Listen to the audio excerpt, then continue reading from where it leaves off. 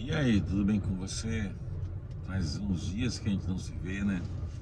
Aqui no nosso canal Caminho, Verdade e Vida. E é sempre um prazer, né, estar aqui conversando um pouquinho com você, mesmo nesses dias difíceis que estamos vivendo, muitas coisas acontecendo no Brasil e no mundo, inseguranças e tudo mais, né? Mas eu tenho assim algo que eu queria falar para você nesta manhã, nessa tarde, não sei que hora você está vendo, nesse dia, que nada acontece por acaso, ok? Tudo tem um propósito e o propósito de Deus para nós sempre é o melhor. Mas muitas vezes nós escolhemos caminhos que não nos levam a lugares seguros. Exemplo, as decisões que vamos tomar, nós perguntamos a Deus se aquele ali é o caminho, se aquele ali é a vontade dele. Porque muitas vezes, quando nós buscamos a vontade de Deus, nós somos em muitos casos, nós somos muito imediatistas, né? Nós queremos que as coisas aconteçam rápido. E esquecemos das três respostas de Deus, né? Espere um pouco, né? Não e sim. Mas a gente, ou quando você vai fazer um negócio, você já quer que seja sim, né? Não quer esperar, porque isso vem de nós, né? Eu sou assim, tem hora que eu quero resolver a coisa, vem na cabeça e eu vou lá e eu quero resolver, mas não é assim que Deus faz, né? Deus, ele espera de nós sempre essa resposta. E que resposta é essa, pastor? É a resposta de dizer para ele qual é a vontade dele para minha vida, entendeu? E eu queria ler com você um texto da palavra de Deus, algo assim que me chama a atenção sobre a questão da nossa vida, né, com relação às respostas que Deus tem para nós, né? Deus sempre tem o melhor para nós, mas infelizmente, né, nós procuramos fazer o quê? A nossa vontade. Aí está o problema. Fazemos a nossa vontade. Aqui diz no capítulo 18 do livro de Lucas, essa passagem está também no livro de Mateus, né, também nos evangelhos, fala sobre um jovem, né, que chega para Cristo e ele pergunta assim: bom mestre, o que farei para herdar a vida eterna? Olha aí. Respondeu Jesus: por que me chama bom? Ninguém é bom senão Deus. Sabe os mandamentos? Opa!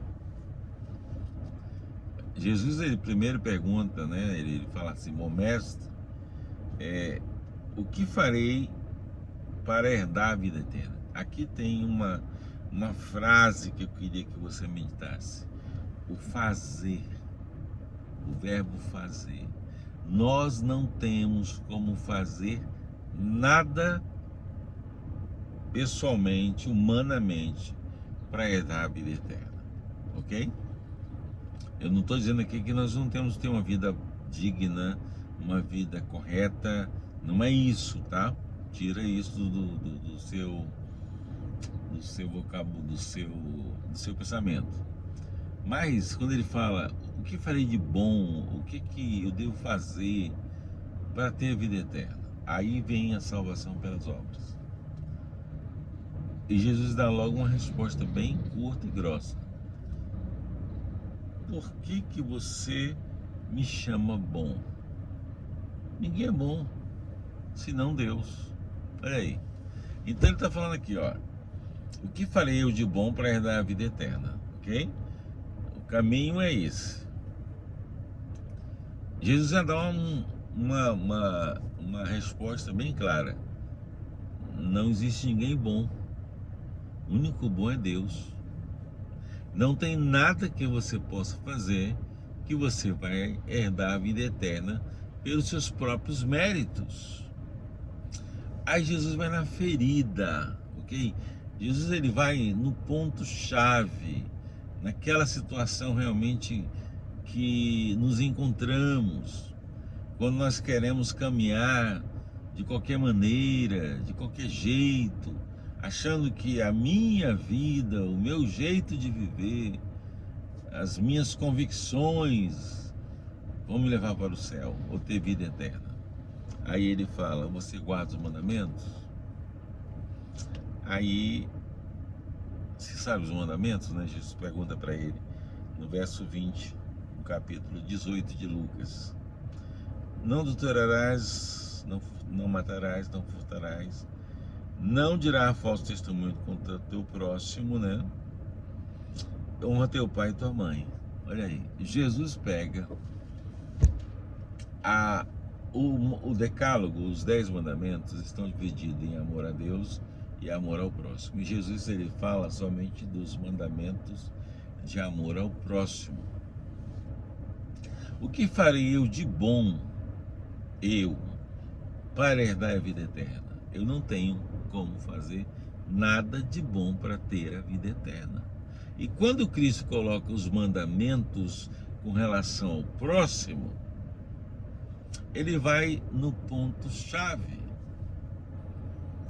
Porque ele tinha um conceito de religião ou religiosidade de ter uma vida aparentemente de uma boa pessoa, que vai à igreja, né?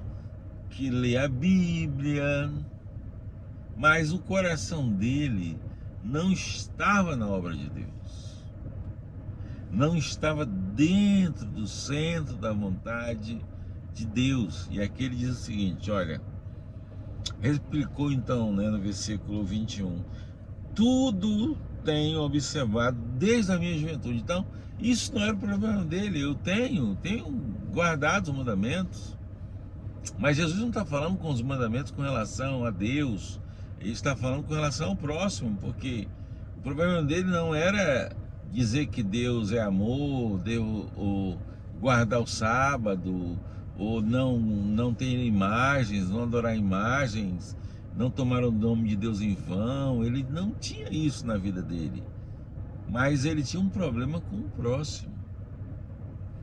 Então Jesus é tremendo, né?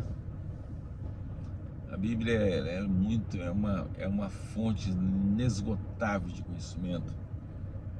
Ouvindo isso, Jesus ele falou assim, ó, uma coisa te falta. Vende tudo que tu tem e dá aos pobres, e terás um tesouro no céu. Depois vem e segue-me. Uau, né? Vender tudo que eu tenho, tudo que eu conquistei, tudo que eu corri atrás para dar aos pobres e seguir Jesus. É que Jesus não queria que ele... Não era essa a intenção, vender ou dar tudo, acabar com tudo, não. Mas é o coração. Aonde está o teu coração, ali está o teu tesouro. É o que a Bíblia diz. Aonde está o teu coração, ali está o teu tesouro. E o tesouro dele não estava nas coisas de Deus. Ele era um crente, ele era um cristão somente de aparência. Mas ele não vivia o que ele aprendia na palavra de Deus. E depois disso, segue o texto, o fim da estrada para essa. Ele ouviu essas palavras, ele ficou muito triste, porque ele era riquíssimo. O que eu falei de bom? Não tenho o que fazer. Eu não, Deus sim. E o que eu tenho que fazer? me entregar a Cristo. Então pare com essa história e diz assim, olha, esse é o caminho, vamos fazer assim, essa... Não, busque a Deus. Não seja como esse jovem que disse para Deus, olha, o que eu tenho que fazer? Não, você não tem que fazer nada, já foi feito. Jesus morreu na cruz para te dar vida eterna e Ele chama você para segui-lo. O caminho é esse, a direção é essa. Agora, tem falsos caminhos que oferecem o quê?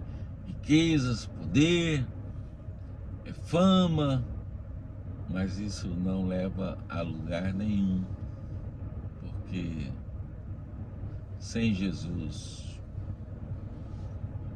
se eu não me entregar a Cristo, eu estou perdido. Então, o meu desejo nesse dia, nessa manhã, nessa tarde, nessa noite, é que você pare de querer fazer alguma coisa em detrimento de ser reconhecido para ir para o céu.